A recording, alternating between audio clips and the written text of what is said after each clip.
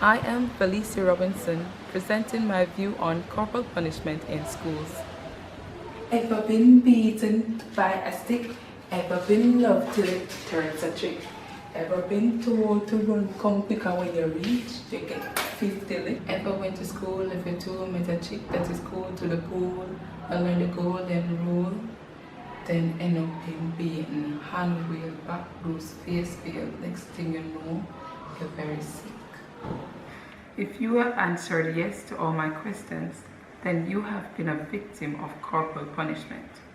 According to the Oxford Dictionary, corporal punishment is a physical punishment such as caning or flogging in order to inflict pain or injury on a person, especially a child.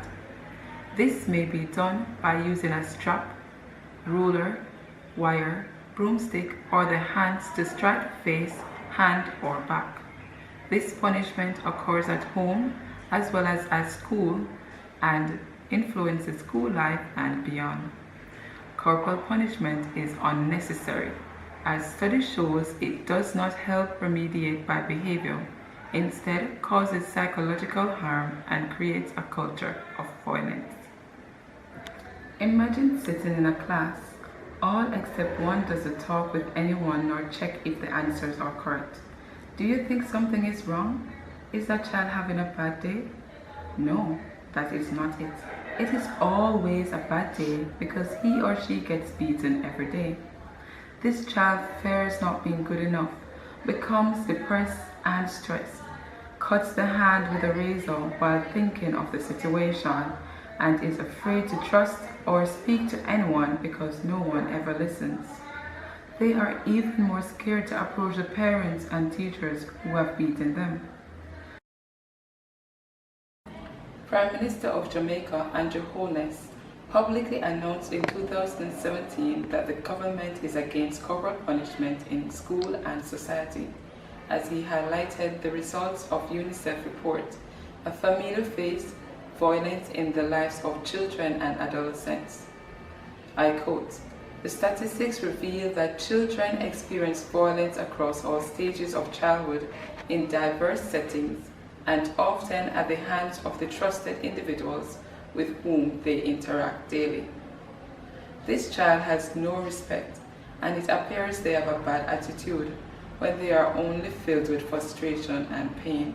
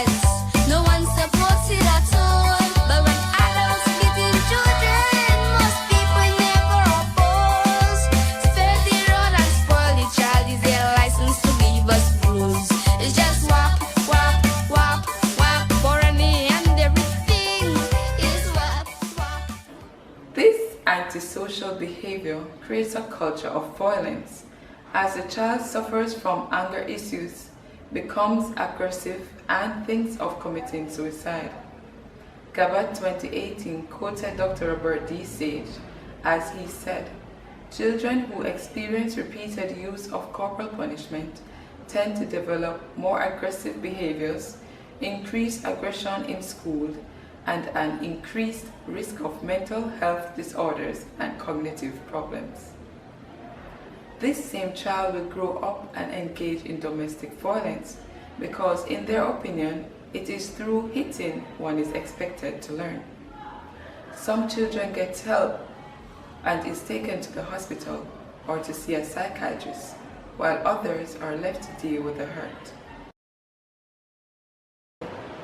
I suggest that an end be put to corporal punishment, sensitize the parents and teachers of the impact, and encourage them to create a bond which allows the child to trust them. Allow victims to speak up and get referral or medical assistance.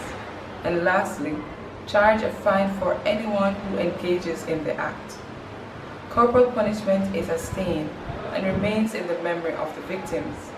Ellen Key said, "Corporal punishment is as humiliating for him who gives it as for who receives it. It is ineffective. Besides, neither shame nor physical pain have any other effect than a hardening one." I encourage everyone to take a stand. Let corporal punishment be banned and save our children for a brighter tomorrow. I thank you. The corporal punishment.